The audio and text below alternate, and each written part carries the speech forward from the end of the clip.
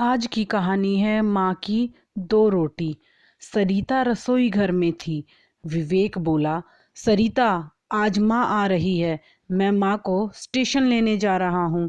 इतना सुनते ही सरिता का माथा सिलवटों से भर गया और बोली, ले आओ, मैंने कब मना किया है, तुम्हारी माँ लाओ या मत लाओ।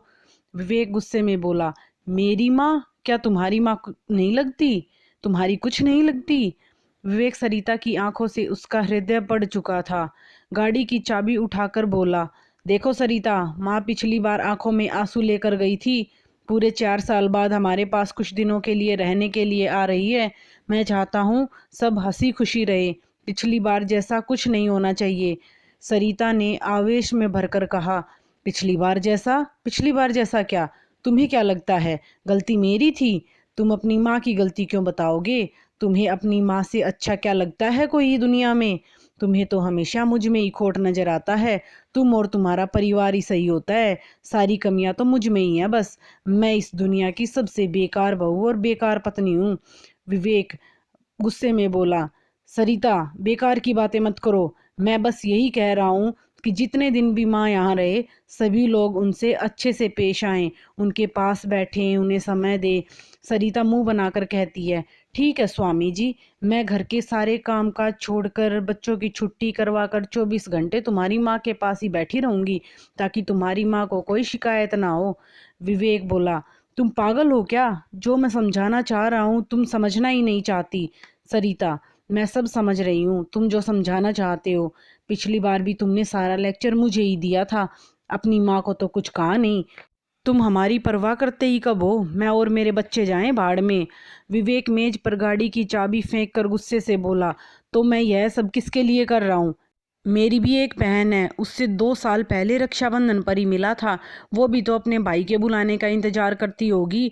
तुम भी तो हर साल 2-3 बार अपने मायके चली जाती हो। बाबूजी के जाने के बाद माँ गांव में अकेली रह गई, लेकिन मैं यहाँ नहीं ला सका, ताकि तुम लोगों के जीवन में कोई डिस्टरबेंस ना हो। और तुम कहती हो मुझे अपने परिवार वाले चाहिए। जिस बड़े भाई का हाथ थामकर मैं इस शहर में आया था, जिसने मुझे सब कुछ सिखाकर इस काबिल बनाया कि मैं तुम लोगों का भरण पोषण बड़े अच्छे से कर सकूं, उस भाई की मृत्यु के बाद कभी उसके बच्चों को 2 पैसे का सहारा नहीं दिया मैंने। और तुम कहती हो मुझे परिवार वाले चाहिए। माँ के साथ तुम लोग कैसा सलूक करते हो क्या मुझे पता नहीं है? सरिता ने ताव में आकर कहा, हाँ हाँ बोलो, मैं भी तो सुनूं कैसा सलूक करती हूँ मैं तुम्हारी माँ के साथ। तो तुम सुनो। विवेक भी आज दिल की बात कहने के मूड में था। अछूतों जैसा व्यवहार करते हो मेरी माँ के साथ। बच्चों को पास न जाने देना, माँ को यहाँ आकर भी अपनी 2 रोटी खुद ही बनानी पड़ती हैं, तो धिक्कार है ऐसी औलाद होने पर। और सुनो, बचपन में मुझे रात में उठकर रोटी खाने की आदत थी। कभी ऐसा नहीं हुआ कि मैं रात को उठा और मुझे रोटी नहीं मिली। माँ हमेशा मेरे लिए 2 रोटी बचा कर रखती थी। यहाँ सब कुछ होने के बावजूद भी माँ को कई दफ़ा भूखा ही सोना पड़ा है। सरिता बोली, मैंने कभी नहीं कहा तुम्हारी माँ से रोटी बनाने के लिए। मेरा दोष बताओ इसमें। तो विवेक बोला, इसमें तुम्हारा दोष नहीं है, बल्कि मेरा ही दोष है।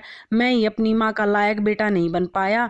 ये जो आज हमारे पास घर, गाड़ी, स्टेटस है, जिसकी तुम मालकिन बनी बैठी हो, ये उसी माँ के आशीर्वाद से है। मेरी माँ के आते ही तुम्हारी बीमारियां शुरू हो जाती हैं। मैं चुप इसलिए रहता हूँ ताकि घर का माहौल खराब ना हो, लेकिन मुझे पता सब रहता है। सरिता, आज पहली और आखिरी बार तुम्हें बता रहा हूँ, अगर इस बार माँ को कोई दिक्कत हुई ना, तुम वह विवेक देखोगी जिससे तुम कभी मिली ही नहीं हो आज तक। आज विवेक अपने मन में दबी टीस पूरी तरह कह देना चाहता था। विवेक का पहली बार ऐसा रूप देखकर सरिता ने चुप्पी साध ली। माँ वहीं दरवाजे के पास खड़ी पहली बार अपने बेटे विवेक को अपने लिए जिरह करती सुन रही थी। माँ की आंखों से आंसुओं का समंदर उमड़ पड़ा।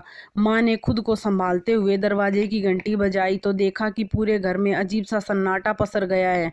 आज माँ को पहली बार लग रहा था कि वह अपने बेटे के घर आई है।